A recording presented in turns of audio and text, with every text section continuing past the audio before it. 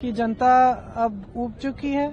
सब समझ गए हैं कि एलडीएफ और बीजेपी के बीच एक साठगांठ है।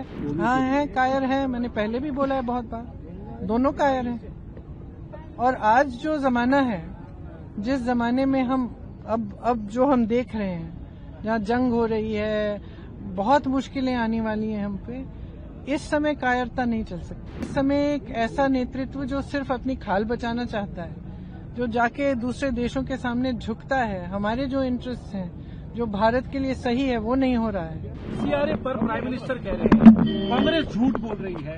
यहाँ जब आए केरलम में तो उन्होंने कहा कि सीआरए पर कांग्रेस झूठ वो प्रधानमंत्री जी इधर कुछ कहते हैं और कहीं और जाके कुछ और कहते हैं, तो उनको मन बनाना चाहिए।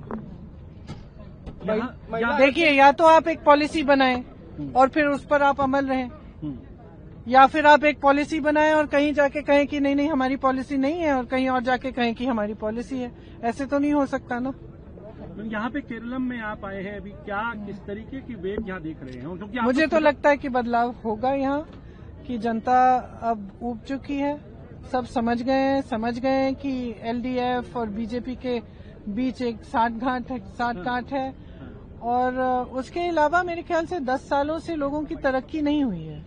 आप जहां भी जाएं, आप खुद जाते होंगे, लोगों से पूछिए कि ना उनको रोजगार मिल रहा है, ना प्राइसेस कम घट रही हैं, ना कुछ, मतलब कहीं भी अपॉर्चुनिटी। और ऐसे जगह में जहां पे इतनी सारी रिसोर्सेज हैं और इतना पोटेंशियल है, तो लोग समझ रहे हैं ये बात। वुमेन रिजर्वेशन बिल के ऊपर प्राइम मिनिस्टर ने कहा कि इसमें राजनीति नहीं होनी चाहिए, सब दल साथ आए, सब साथ में मिलके इसके ऊपर काम करें। वुमेन रिजर्वेशन अगर प्रधानमंत्री जी चाहते थे कि सब दल साथ आएं और इस पे सब इकट्ठे बोलें, तो कम से कम उन दलों से चर्चा भी तो करनी चाहिए ना। हमें तो मालूम नहीं कि क्या टर्म्स हैं इसके, कि क्या वो किस तरह से करने जा रहे हैं, क्या वो सीट बढ़ाएंगे, क्या जो एग्जिस्टिंग सीट्स हैं उसमें से देंगे, किसी को कुछ मालूम नहीं है। तो आप खुद कुछ करते हैं, फिर आप चाहते हैं कि सब उससे सहमत हो। कम से कम अगर आप बात करेंगे, तो लोकतंत्र है ना, लोकतंत्र में चर्चा बहुत जरूरी होती है। मैं आपके लिए एक पॉलिसी बना रही हूँ, मैं जानना चाहूंगी कि नहीं कि आप क्या चाहते हैं, कि मैं खुद ही अपनी मनमानी से पॉलिसी बना दूंगी। ऐसे तो नहीं होता। आप अगर पॉलिसी बना रहे हैं तो आप सबसे चर्चा करिए कि किस तरह से, कैसे। ठीक है, बात मत मानिए उनकी अगर नहीं माननी है, लेकिन सुन तो लीजिए।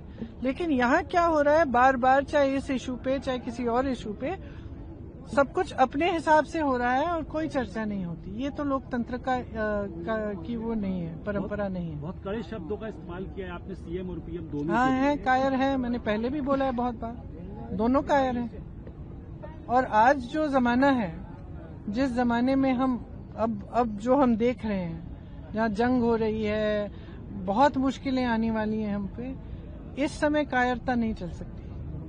और इस समय एक ऐसा नेतृत्व जो सिर्फ अपनी खाल बचाना चाहता है, जो जाके दूसरे देशों के सामने झुकता है, हमारे जो इंटरेस्ट हैं, जो भारत के लिए सही है, वो नहीं हो रहा है।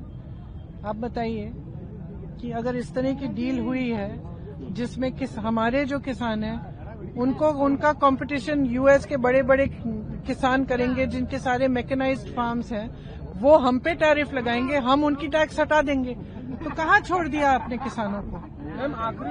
तो अगर इस समय कोई ऐसा नेतृत्व हो जो कायरता दिखाए, तो देश का बहुत ज्यादा नुकसान होने वाला है। ये वो समय है जहाँ पे देश के लिए खड़ा रहना पड़ेगा, देश के लिए लड़ना पड़ेगा और हमारे अधिकारों के लिए लड़ना पड़ेगा।